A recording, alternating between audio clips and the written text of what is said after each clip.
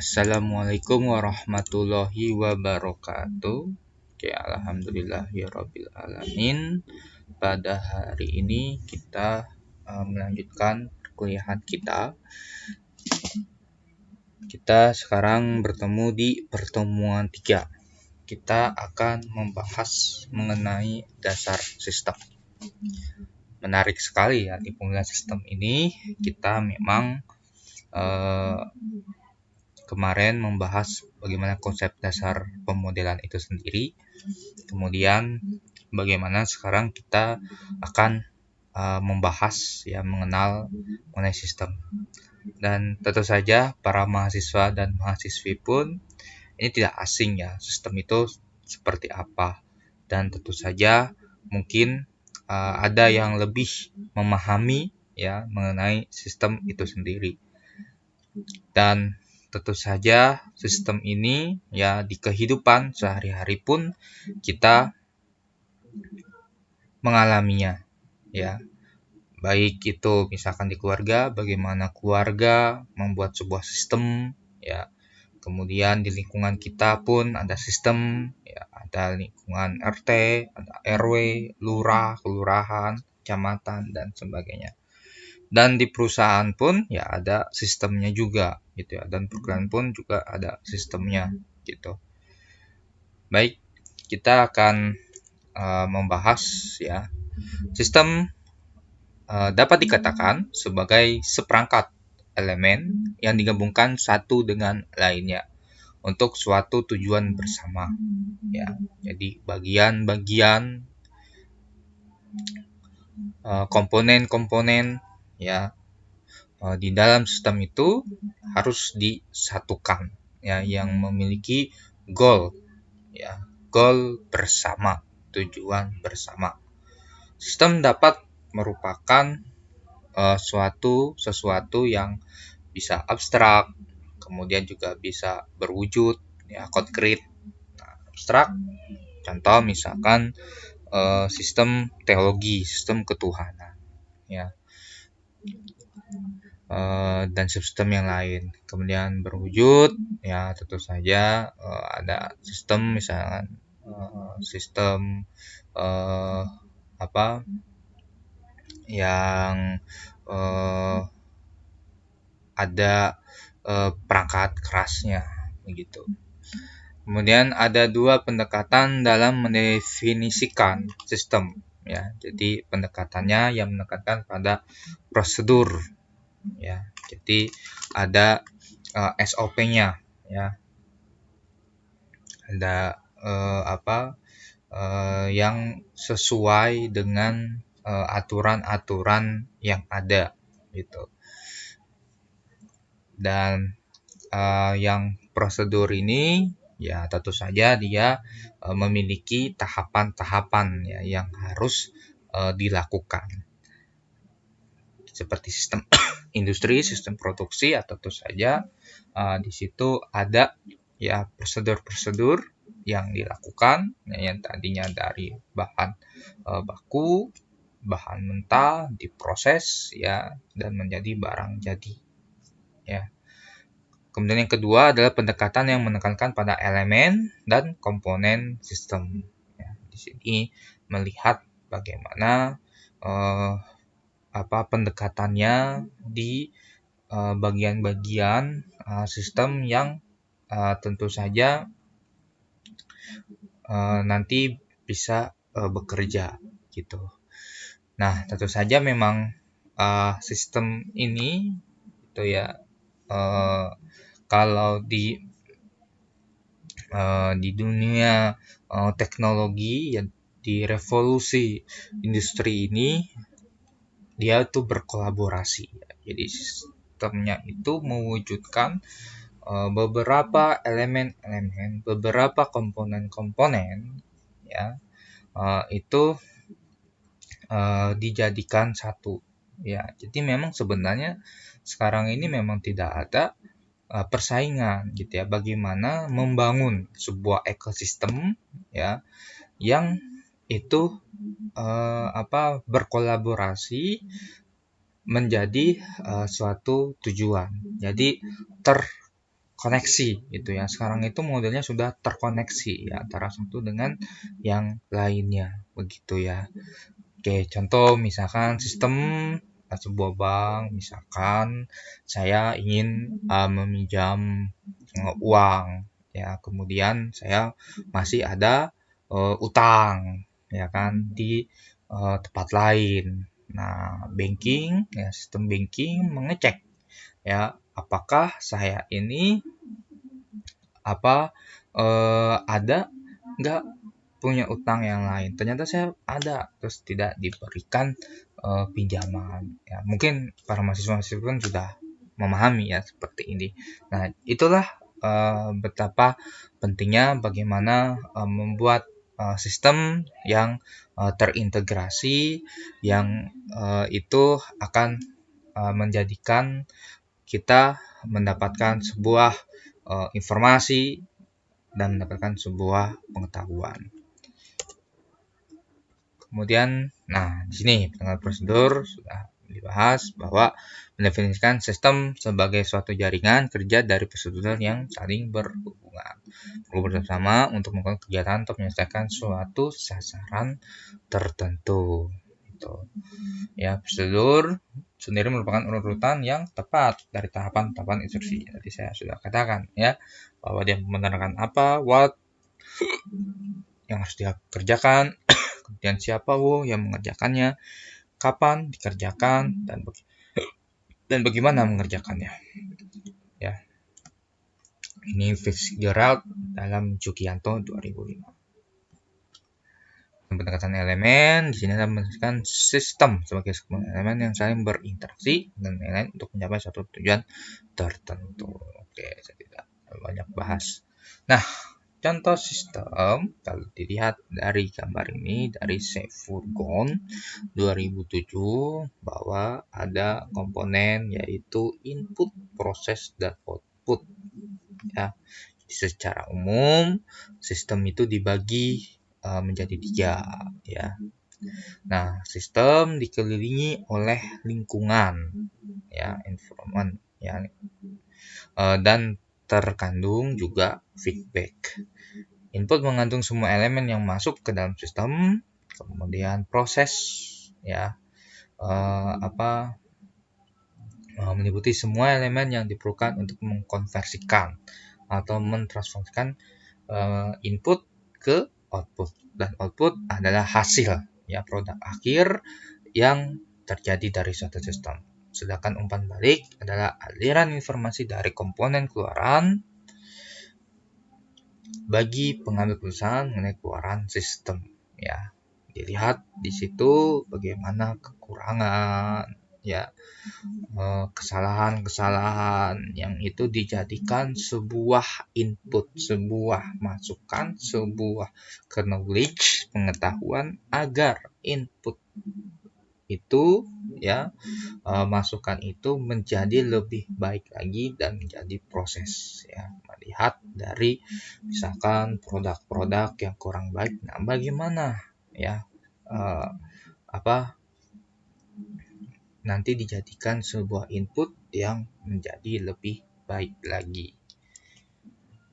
Nah, karakteristik dari sistem ini kita lihat bahwa di sini ada bagian besar ya, yaitu input, proses, output.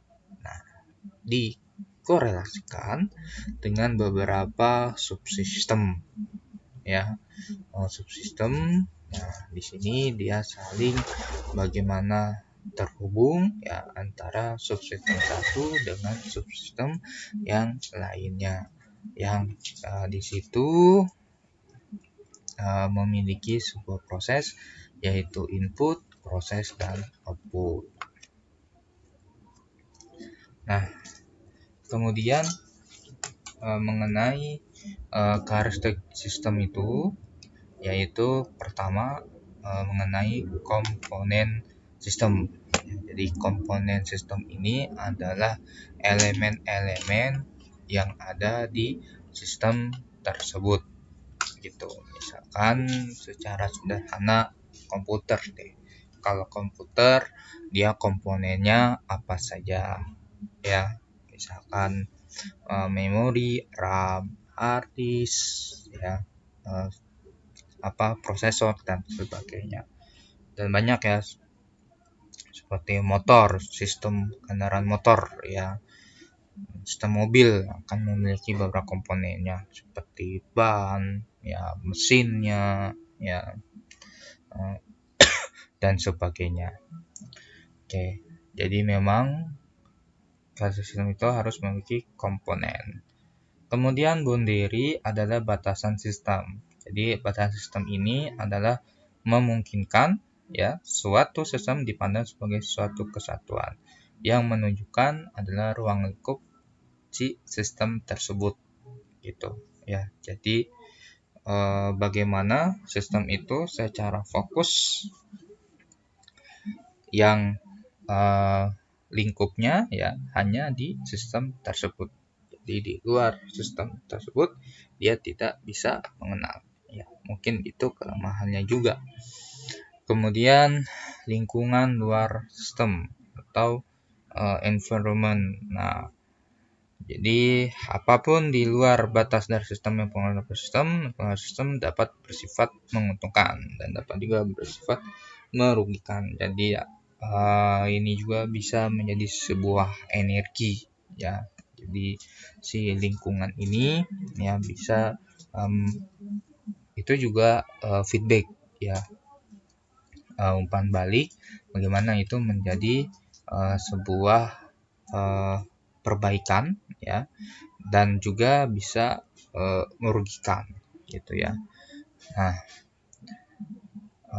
bagaimana ya sebuah sistem ini juga memang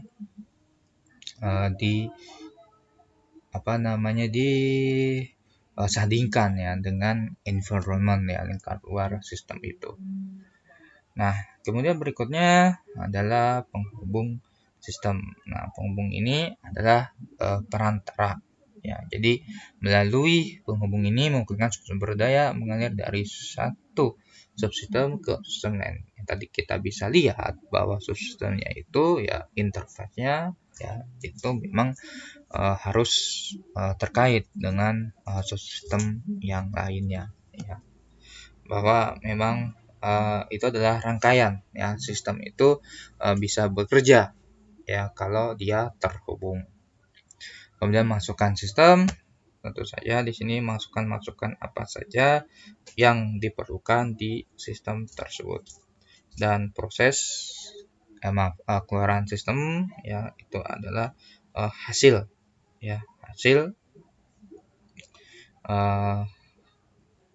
yang nanti juga bisa menjadi feedback ke masukan. Kemudian pengolah sistem atau proses sistem ini tentu saja adalah sistem yang akan mengolah ya dari masukan ke output.